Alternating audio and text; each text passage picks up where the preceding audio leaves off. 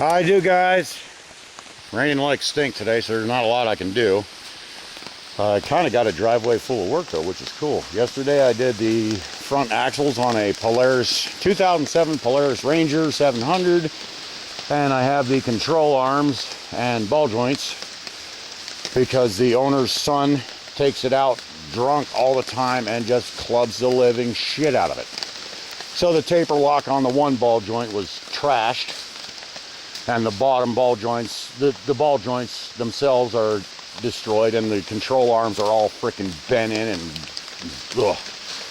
But got that done, and I had to really do some, on the one side where the taper lock was destroyed, I had to really do some rigging just to get it so I could wimp it back up to his driveway, so it's not in my way jamming me up. And then I got this little Kimco unit right here, 90cc Mongoose. The sprocket shaft, output shaft, whatever bearing, grenaded, and was just letting the sprocket shaft kind of bang around inside of the gearbox housing, and somehow it didn't destroy the whole friggin' thing, so I replaced the bearing, the seal, the gasket. Yeah, I did the drive belt because he wanted it. It's for his autistic nephew, and he wants it, no maintenance, no questions. He wants it frickin' done if we can do it reasonably. Now there's a problem. The owner is reporting that the chain is loosening, which that is really loose from where I put it, but I don't really get how it can just be magically coming loose. My only theory is that when that bearing went out, this thing was horribly popping the chain, and maybe putting a lot of side twisting torque load on that chain, I don't know.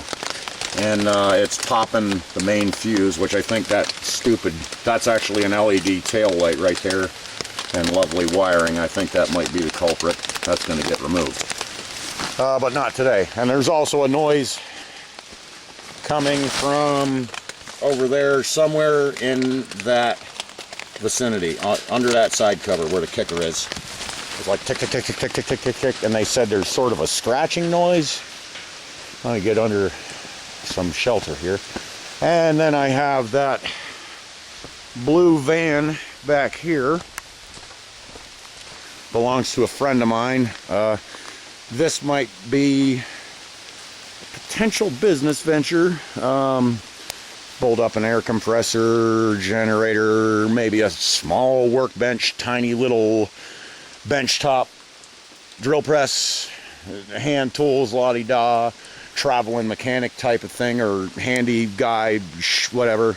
But that needs rear floor work, a little, about a $50 size spot on, it's not the frame, this is unibody, but there are big rails that go down like a frame.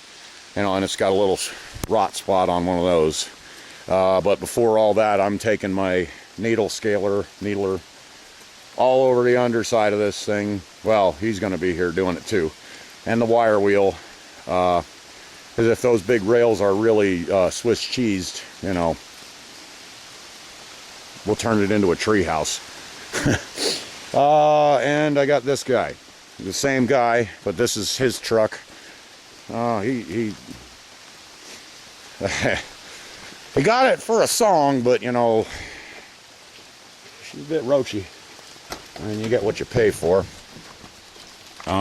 If you'll bear with me.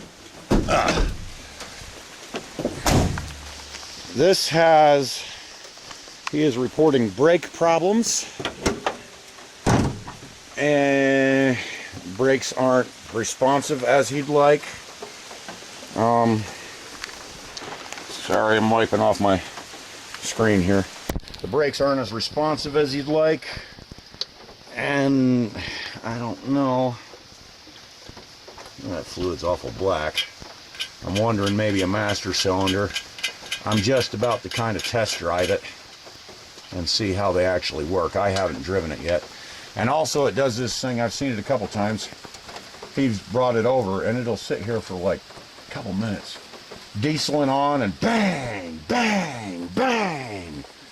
You know, let's show you the state of that muffler. Oh crap, hang on. I'm zooming in. There we go. Alright. Where am I? Yep. Right there is the rear end of the muffler, blown right out. I hope you can see the kind of belly on the muffler. And there's the front end of it. It's been doing that for a long time. This has a freaking, it's a 305.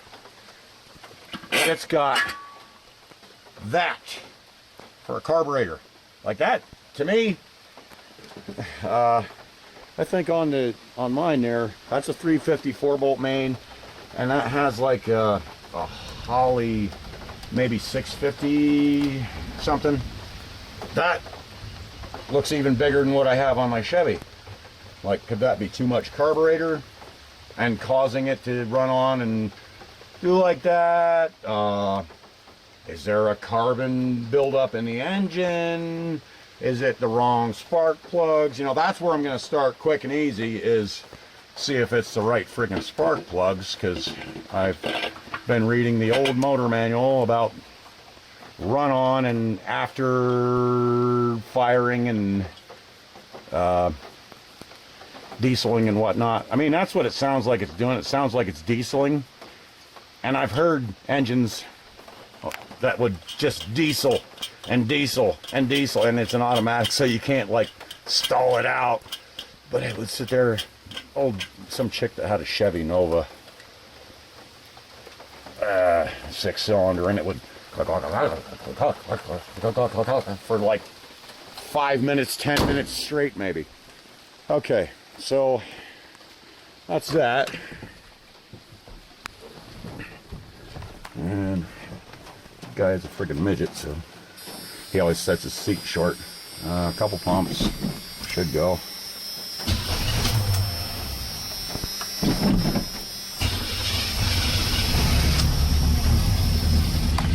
Alright.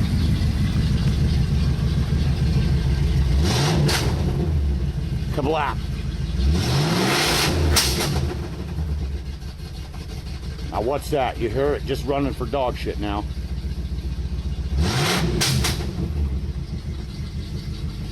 Smells of exhaust, but a little heavy, if you know what I mean.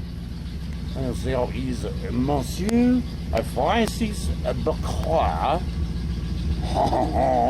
is the proud cook. Not quite done yet, but we're getting there. He's taking shape, huh?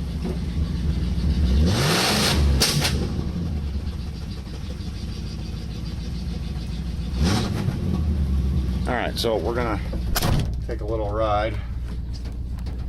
These are our lights. The pedal feels fine to me.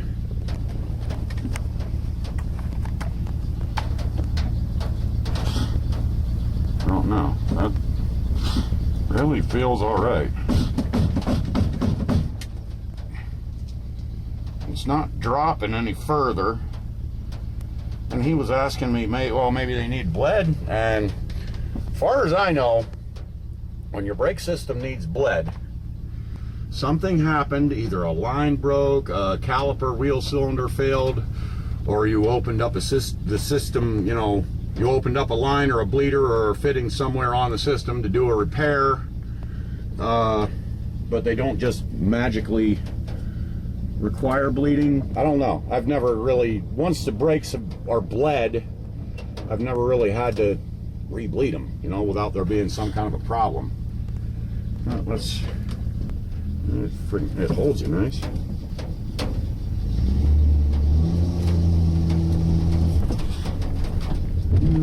Ooh, hear that? They do seem a bit sluggish, possibly.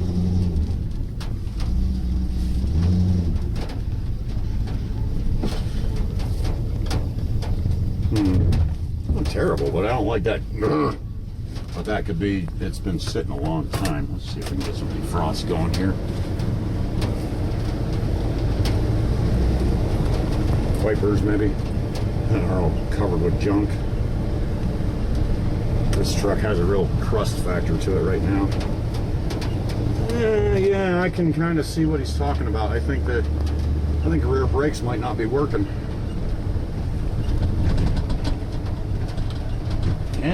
Yeah, all right. Yeah, that's what he's talking about. Okay, there is a problem on the brakes then, definitely. My wife was actually with him. Dang. There. My wife was actually with him. He drove it over here, you know, carefully. It has brakes, but you can tell they're screwed up. But you could look in that reservoir. She sent me a video while he was pumping on the brakes, and you could see the rear chamber of the reservoir. You could see it kind of shooting up inside of there, like like one of those little soda fountains they used to have. You know what I mean? The defroster's working. That's cool. I wonder if the master cylinder isn't leaking internally, bypassing in there. I know this truck did a lot of setting, and brakes is one thing that don't like setting. He hasn't had it for very long, hasn't driven it a ton, so maybe after he got it and it was taken out of mothballs, the master cylinder decided it doesn't like working, because there's no leaks. I can't see any leaks, and that's when I start looking into doing lines and then bleeding the system. When something got opened up, that's when I bleed the system.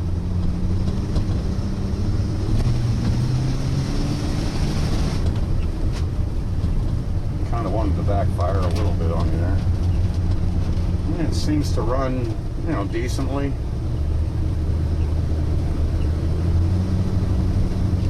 But I don't know about that huge goddamn carb on a 305.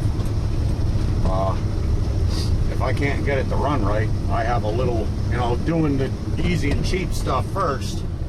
I have a little 2-barrel Rochester in the shop that goes on a 350, and I figured that would be a better suited carburetor. I'm sure it's not just that it's the wrong carburetor, but that there's maybe junk in the needle valve, and I don't know.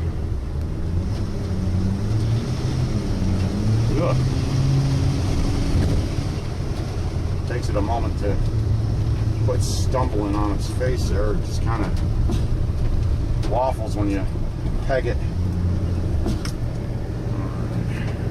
I don't want to go too nuts tearing around the mountain here. Oh yeah. All right, those rear brakes are not working. I can feel the front ones dragging. Let's try not to put his truck over the side of the cliff. That would suck. I actually saw a van in the wintertime slide out of that driveway, looked just like someone was backing it out, and then I don't know if you can see that dive right over there. It slid right down that bank, but somehow did not roll over. It didn't slide down ass first either. It slid down like sideways on the driver's side of the van, slid over the bank, and whoop, just stayed on its wheels somehow. And that was a hell of a thing. We had to drag it out through my backyard and my driveway and my front yard, and it was nuts. This thing is wetted. Christ. Get mirrors. All right. Anyway, that's where I'm at. These rear brakes are not working now, and I kind of think it's the master cylinder.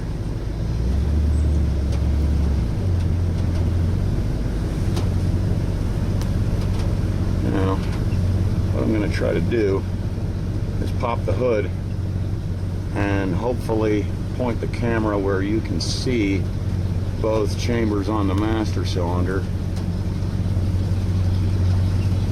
And I'm going to pump the brake.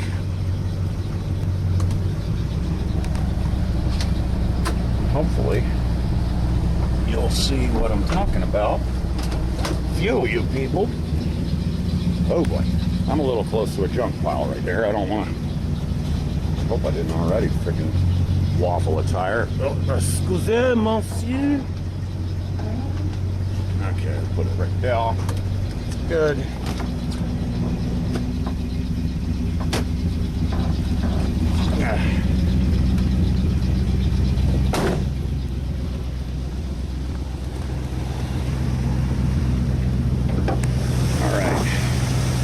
Should have brought my tripod out, but I didn't because I'm a schmuck. Where can I stick it? Did anyone just give me an answer for that? Tell me to bend over, it'll just show me where to stick it. Okay, let's see. Like that. A little bit of a shim. There we go. Up there. That should show you.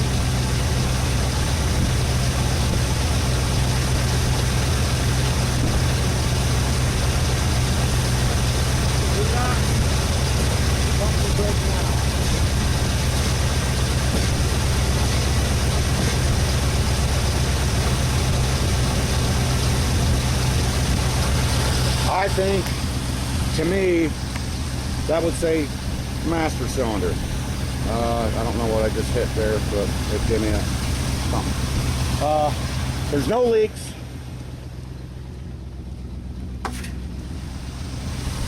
I think that master cylinder is just bypassing inside. I think I saw one of them on Jeff Bradshaw's videos. That was the master cylinder. There's some kind of something in there, and it was bypassing inside. It's not leaking out, but it's not doing anything either. The fluid's just running in a useless friggin' circle somehow. That's what I got. And let's see if it does the backfiring thing. Diesel and running on. No. Let's see if we can make it happen. Might be because we let it return to idle for a while.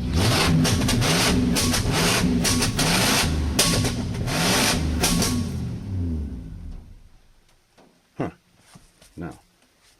Well, then he said it's just random when it happens, you know. But